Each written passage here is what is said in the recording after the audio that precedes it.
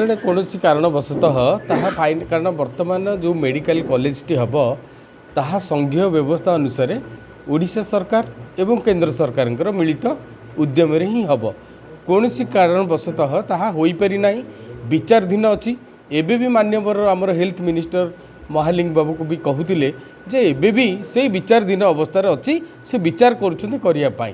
ତେଣୁ ଆମେ ଭିତ୍ତିପ୍ରସ୍ତର ଅଲରେଡ଼ି ଷ୍ଟାର୍ଟ କରିଦେଇଛୁ ମେଡ଼ିକାଲ କଲେଜ କେମିତି ହେବ ଏବଂ ତାହା ନିଶ୍ଚିତ ହେବ ବୋଲି ମୋର ବିଶ୍ୱାସ ଅଛି ଯେ ସରକାର ଉପଲବ୍ଧି କରିବେ ଏହାର ଭିତ୍ତିଭୂମି ପାରିପାର୍ଶ୍ୱିକ ପରିସ୍ଥିତି ଦେଖିକି ନିଶ୍ଚିତ ଭାବରେ ହେବ ବୋଲି ଆମେ ଅନୁମାନ କରୁଛୁ ଏବଂ ଆପଣମାନଙ୍କ ମାଧ୍ୟମରେ ଆମେ ସରକାରଙ୍କୁ ଅନୁରୋଧ କରୁଛୁ ଯେ କଥା ଉଠାଉଛନ୍ତି ଯେ ବାଧା ବିଘ୍ନ ସୃଷ୍ଟି କରୁଛନ୍ତି ଅରୁଣ ଭାଇକି ବି ଅନୁରୋଧ କରୁଛୁ ଏବଂ ଏଠାର ଜନସାଧାରଣ ସମସ୍ତଙ୍କୁ ଅନୁରୋଧ କରୁଛୁ ଯେ ସମସ୍ତେ ଏକ ସ୍ୱରରେ ଏ ଯେଉଁ ଦୀର୍ଘ ଦିନର ଯେଉଁ ଆଶାଟା ଅଛି ଯେ ବସନ୍ତ ମଞ୍ଜରୀ ମେଡ଼ିକାଲଟି ଏକ ହସ୍ପିଟାଲରେ ଏକ କଲେଜରେ ପରିଣତ ହେବ ତାହାକୁ ସମ୍ପୂର୍ଣ୍ଣ କରନ୍ତୁ ବୋଲି ଆମର ଅନୁରୋଧ ଆପଣମାନଙ୍କ ମାଧ୍ୟମରେ।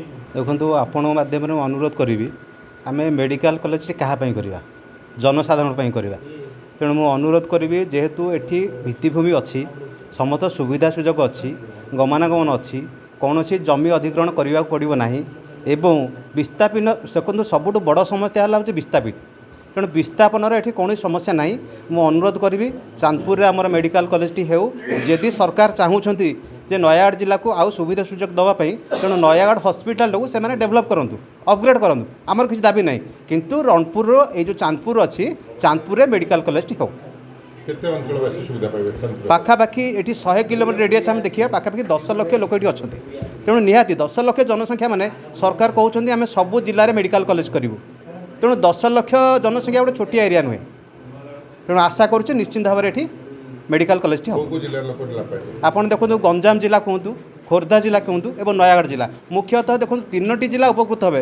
ତାପରେ ଯେମିତି ରାୟଗଡ଼ାରେ ଆସିଲା ଆମର ବ୍ରହ୍ମପୁରରେ ଜାମ୍ ଅଛି, ନିଶ୍ଚିନ୍ତ ଏଠାକୁ ଆସିବେ କାରଣ ଗମନାଗମନ ବହୁତ ସୁବିଧା ଅଛି। ଏଭଳି ସୁବିଧା ଗମନାଗମନ କେଉଁଠି ନାହିଁ। ମୋ ନାଁ ରାଜୀବ ଲୋଚନ ପ୍ରଧାନ, ଅଧ୍ୟକ୍ଷ ଉତ୍କଳିୟମ ଫାଉଣ୍ଡେସନ୍। ଆଜି ଉତ୍କଳିୟମ ଫାଉଣ୍ଡେସନ୍ ତରଫରୁ ନୟାଗଡ଼ ଜିଲ୍ଲା ଚାନ୍ଦପୁରରେ ଏକ ମେଡ଼ିକାଲ କଲେଜ କରିବା ପାଇଁ ଚାନ୍ଦପୁରସ୍ଥିତ ବସନ୍ତ ମଞ୍ଜରୀ ସ୍ୱାସ୍ଥ୍ୟ କେନ୍ଦ୍ରରେ ମେଡ଼ିକାଲ କଲେଜ କରିବା ପାଇଁ ଉତ୍କଳିୟମ ଫାଉଣ୍ଡେସନ୍ ଦାବି ରଖିଛି ଓ ଆଗାମୀ ଦିନରେ ଏ ଆନ୍ଦୋଳନ ସେ ପର୍ଯ୍ୟନ୍ତ ଜାରି ରହିବ ଯେ ପର୍ଯ୍ୟନ୍ତ ଚାନ୍ଦପୁରରେ ମେଡ଼ିକାଲ କଲେଜ ହୋଇନାହିଁ। ଆଗାମୀ ଦିନରେ ଆମେ ବୁଦ୍ଧିଜୀବୀମାନଙ୍କୁ, ଓକିଲ, ସାମ୍ବାଦିକ ଓ ରଣପୁର ଅଞ୍ଚଳର ଜନସାଧାରଣଙ୍କୁ ନେଇ ବ୍ୟାପକ ଆନ୍ଦୋଳନ କରାଯିବ। ଆମର ଗୋଟିଏ ଦାବି ଯେ ଆପଣଙ୍କର ଚାନ୍ଦପୁରରେ ବସନ୍ତ ମଞ୍ଜରୀ ସ୍ୱାସ୍ଥ୍ୟ କେନ୍ଦ୍ର ହିଁ ମେଡ଼ିକାଲ କଲେଜ ହେଉ। ଆପଣଙ୍କର 117 ଏକର ପରିମିତ ଜାଗା ଏଇଠାରେ ଅଛି ଓ ଆପଣଙ୍କର ଜାତୀୟ ରାଜପଥର ପାର୍ଶ୍ୱରେ ଅଛି। ତତ୍ସହିତ ଏହା 4ଟି ଜିଲ୍ଲାକୁ ମଧ୍ୟ ସଂଲଗ୍ନ କରିଛି। ଏହା ହେବା ପାଇଁ ପ୍ରକୃତ ଯୋଗ୍ୟ ସ୍ଥାନ ଅଟେ।